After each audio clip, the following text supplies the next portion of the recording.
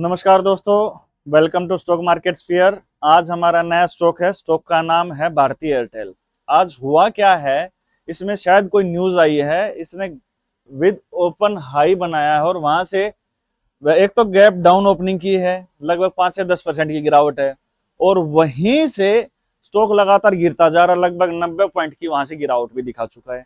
Nifty ने भी gap down दिखाया था लेकिन वो रिकवरी कर चुकी है और आपका जो भारती एयरटेल है ये अभी भी फंसा हुआ है। क्या कुछ है एक बार देख लेते हैं। हाई के आसपास इस टाइप की गड़बड़ हुई है तो एक बार देखना तो बनता है।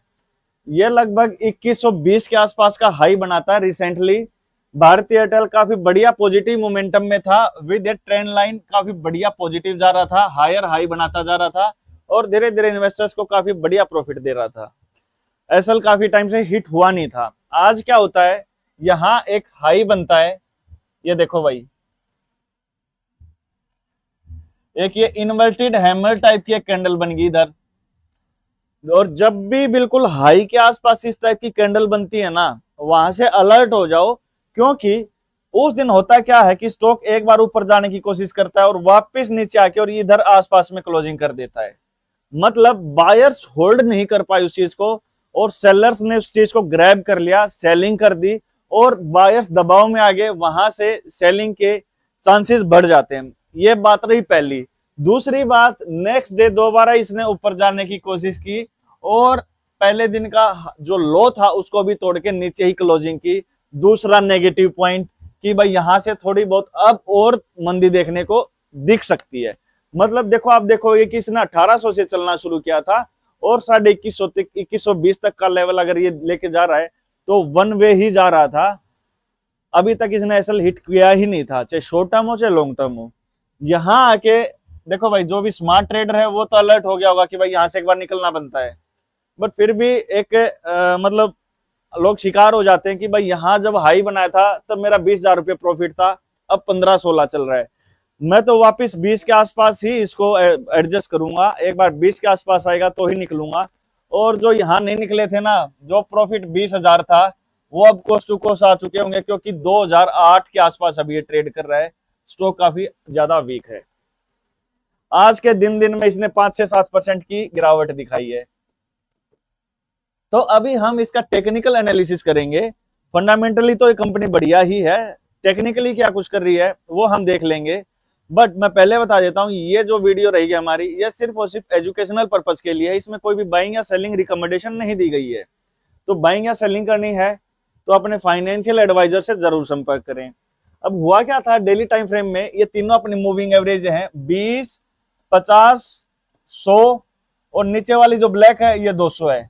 तो ये तीनों मूविंग एवरेज ने इधर क्या बनाया था, एक संगम बना दिया था। इधर तीनों मिलती हैं और सिग्नल देती हैं कि भाई अब यहां से स्टॉक थोड़ा बहुत उठ सकता है। वो क्यों, आप पीछे देखोगे कि स्टॉक ने एक बार 200 मूविंग एवरेज का क्या लिया था, बेस लिया था, वहां से इसने इसका सपोर्ट लिया था और ऊपर चला गया था। और इसने एक बार, दो बार और ये 3 बार, मतलब ये बार बार 100 मूविंग एवरेज को रिस्पेक्ट कर रहा है। तो 100 मूविंग एवरेज इसके लिए क्या है, एक एंकर का काम कर रही है। 100 मूविंग एवरेज इसको गिरने नहीं दे रही है। यहां क्या हुआ, ये 100, 20 और 50 तीनों मूविंग एवरेज एक दूसरे से मिलती हैं और जब भी ये मूविंग एवरेज मिलती है ना, और जो भी एंकर होता है उसी के आसपास अगर मिलती है तो वहां से स्टॉक के भागने की संभावना बढ़ती है। तो ये एग्जैक्टली वही हुआ। 1800, 1900 के आसपास, 1900 के आसपास आता है और यहां से अच्छी खासी एक तेजी दिखा देता है। आज कोई न्यूज आई है, न्यूज के हिसाब से गिरा है, बट आप देखोगे 20 मूविंग एवरेज को तोड़ के नीचे ट्रेड कर रहा है ये। और ये ओपन हाई भी है और ये क्या बच गया, एक गैप भी बच गया। मतलब 2-3 चीजें इसके लिए बेकार हैं, या तो ये गैप भरे वापस गिरे, या फिर गैप भर के वापस ऊपर जाए।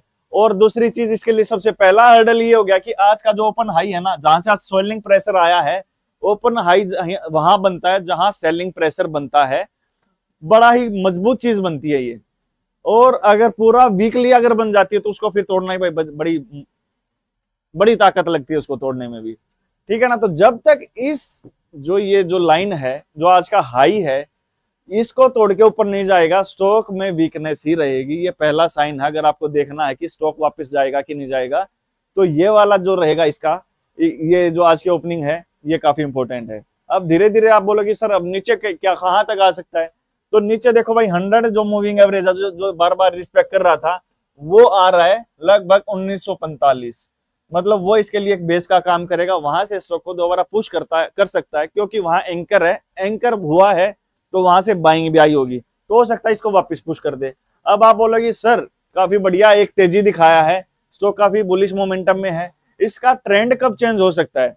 तो ट्रेंड चेंज करने के लिए भाई स्टॉक को 1843 के नीचे आना पड़ेगा, क्योंकि वहां क्या है, इसकी 200 मूविंग एवरेज है, और 200 मूविंग एवरेज का टूटना मतलब स्टॉक का ढांचा ही बदल जाता है, वहां से उसके इमोशन ही चेंज हो जाते हैं, बाइंग होगी सेलिंग में हो जाता है, सेलिंग होगी वो बाइंग में हो जाता है, ठीक है ना। तो ये 1843 का टूटना इसके लिए एक काफी मतलब इसको एक काफी नुकसान पहुंचाएगा, वहां से इसका ट्रेंड चेंज हो जाएगा।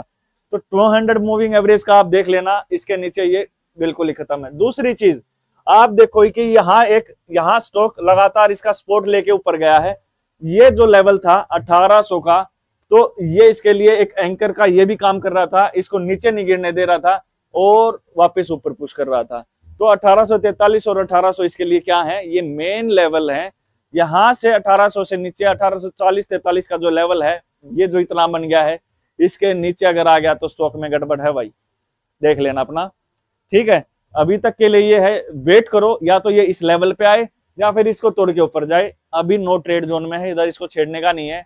न्यूज वाले शेयर एकदम से भाग भी जाते हैं और एकदम से गिर भी जाते हैं, तो इसको एक बार कूल डाउन हो लेने दो। अगली चीज देखोगे कि आरएसआई इसकी लगभग 75 चल रही थी और वहां से अभी 49 आ गई है डे टाइम फ्रेम की।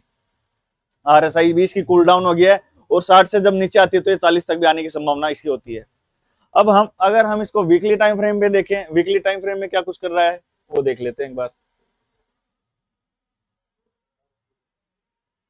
देखो भाई यहां देखने की चीज है, वीकली टाइम फ्रेम ने